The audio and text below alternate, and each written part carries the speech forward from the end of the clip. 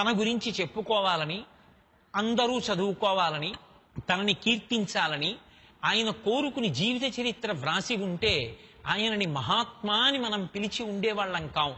అమృత హృదయుడైనటువంటి గాంధీ గారు ఎందుకు జీవిత చరిత్ర వ్రాశారంటే, మనుష్యుల యొక్క మనస్తత్వాలలో ఉండేటటువంటి ప్రధాన సమస్య ఎక్కడ ఉంటుందో దాన్ని తొలగించడానికి తన జీవితంలో ఉన్నటువంటి ఘట్టాల సమాహారాన్ని చదువుకున్నవాడు ఆదర్శంగా తీసుకుని ఆ పథంలో ప్రయాణించి విజయం సాధించాలనేటటువంటి కోరికతో జీవిత చరిత్రను ఇచ్చారు. నేను మీకు ఒక ఉదాహరణ చూపిస్తాను. ఆయన ఒకానొకప్పుడు దక్షిణాఫ్రికాలో న్యాయవాద వృత్తిలో ఉన్నటువంటి రోజులలో ఆయన ఆ పీటర్ మ్యాట్రిస్బర్గ్ అనబడేటటువంటి ఒక ఊరికి రైలులో ప్రయాణం చేసి వెళుతున్నారు. అక్కడ తనకి సంబంధించినటువంటి తన దగ్గర న్యాయ సలహా పొందవలసినటువంటి వ్యక్తి ఉన్నాడు. మంచి చలికాలం, ఒళ్ళు కుదిపేస్తోంది, ఎముకలు కురికేస్తున్నటువంటి చలి. ఆయన ఫస్ట్ క్లాస్లో టికెట్ కొనుక్కొని ఫస్ట్ క్లాస్ కంపార్ట్మెంట్లో ప్రయాణం చేస్తున్నారు. అకస్మాత్తుగా ఒక ఊరు వచ్చేటప్పటికి ఆ ఊళ్ళో శ్వేతజాతీయుడైనటువంటి ఒక వ్యక్తి, దురహంకారపూరితమైనటువంటి వ్యక్తి రైలు ఎక్కాడు. అతను ఫస్ట్ క్లాస్లోకి ఎక్కి నల్లటి రంగు కలిగినటువంటి గాంధీ గారిని చూసి, ఈ నల్లటి వాడు ఫస్ట్ క్లాస్ కంపార్ట్మెంట్లో ఎలా కూర్చున్నాడు, లేచిపో, నేను ఇక్కడ కూర్చుని ప్రయాణం చెయ్యాలన్నారు. గాంధీ గారు అన్నారు, నేను ఫస్ట్ క్లాస్ టికెట్ కొనుక్కున్నాను, అందుకని ఫస్ట్ క్లాస్లో ప్రయాణం చేస్తున్నాను, నేను ఎందుకు దిగాలని అడిగారు. అతను వెంటనే పోలీసుల్ని తీసుకొచ్చాడు, ఆ రైల్వే అధికారుల్ని తీసుకొచ్చాడు. వాళ్ళు వచ్చి, తెల్లజాతివాడు ఉండగా నల్లజాతివాడు ఫస్ట్ క్లాస్లో ప్రయాణం చేయడానికి వీల్లేదు, దిగిపోమన్నారు. నా దగ్గర టికెట్ ఉంది, నేను ఎందుకు దిగాలన్నారు గాంధీ గారు. ఆ వచ్చినటువంటి పోలీసు ఆయన యొక్క పెట్టిని, ఆయన యొక్క సామాన్ని ఆ వచ్చిన స్టేషన్లో ప్లాట్ఫామ్ మీదకి విసిరేసి బలవంతంగా గాంధీ గారిని ప్లాట్ఫామ్ మీదకి తోసేసి ఆయన బుక్ చేసుకున్నటువంటి ఆ బెర్త్ మీద, ఆ సీట్లో ఈ తెల్లజాతీయుణ్ణి అనుమతించి రైలు వెళ్ళిపోయింది. గాంధీ గారు ప్లాట్ఫామ్ మీద పడిపోయారు. పోలీసులు వచ్చి ఆయన యొక్క పెట్టె అవి తీసుకుని వెళ్ళి ఆ పోలీస్ స్టేషన్లో కూర్చోపెట్టారు ప్లాట్ఫామ్ మీద. ఆయన ఆ ప్లాట్ఫామ్ మీద కూర్చున్నారు.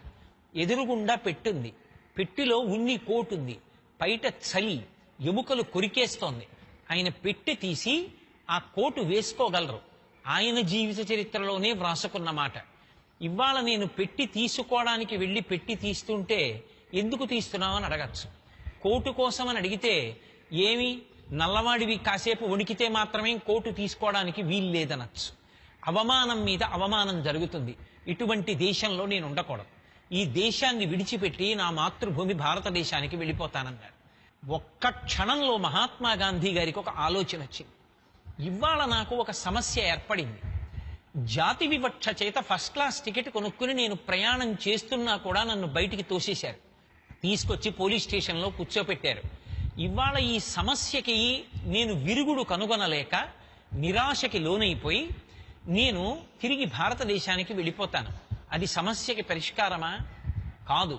సమస్యకి భయపడి పారిపోవడం కాదు. నేను ఈ సమస్యని ఎదుర్కోవడం, ఈ సమస్యకి పరిష్కారం తీసుకురావడమే నా జన్మలో నేను చెయ్యవలసినటువంటి విధి అని నిర్ణయం చేసుకున్నటువంటి గాంధీ గారు సత్యాగ్రహంతో పోరాటం ప్రారంభం చేశారు. ఆనాడు గాంధీ గారిని రైలు పెట్టెలోంచి కిందకి తోసేస్తే మొట్టమొదట గాంధీ గారిలో వచ్చింది నైరాస్యం.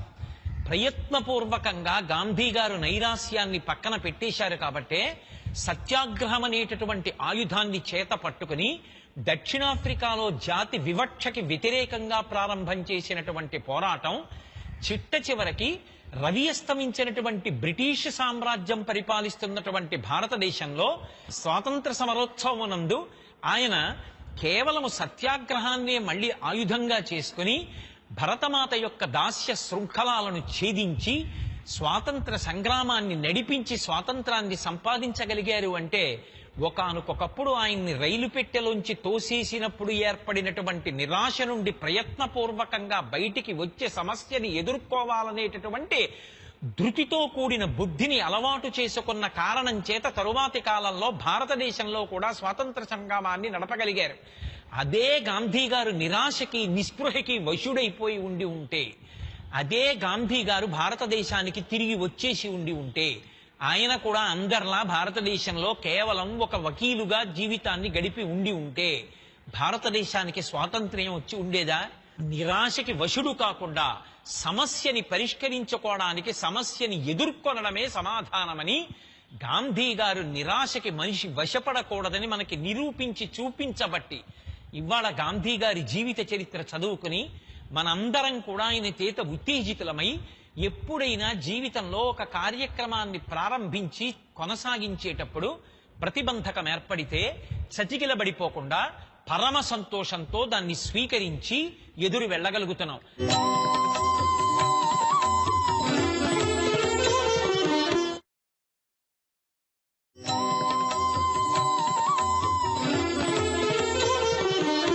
కాలము తనకి అనుకూలంగా ఉన్నప్పుడు, పరిస్థితులన్నీ తనకి అనుకూలంగా ఉన్నప్పుడు, కనపడ్డ వాళ్ళందరూ తనకి నమస్కారం చేసినప్పుడు, నోరు విప్పి మాట్లాడిన వాళ్ళందరూ తనని పొగడినప్పుడు, తనకి పరిస్థితులు అనుకూలంగా ఉన్నాయని తను అనుకున్న కార్యక్రమాన్ని కొనసాగించడం గొప్ప కాదు. తనకి పరిస్థితులు ప్రతికూలమైనప్పుడు, తన కార్యక్రమానికి అవరోధం కలిగినప్పుడు, తనకి ప్రతిబంధకములు ఎదురైనప్పుడు ముఖం మీద చిరునవ్వు చెదరకుండా ఇది కూడా నా జీవితంలో ఒకనాడు నన్ను కీర్తి కిరీటం పెట్టి నిలబెడుతుందనేటటువంటి ధృతితో నిలబడి ప్రయాణం చేసిన వాడెవడో వాడు మిగిలిన వాళ్ళకందరికీ కూడా ఆదర్శమవుతాడు.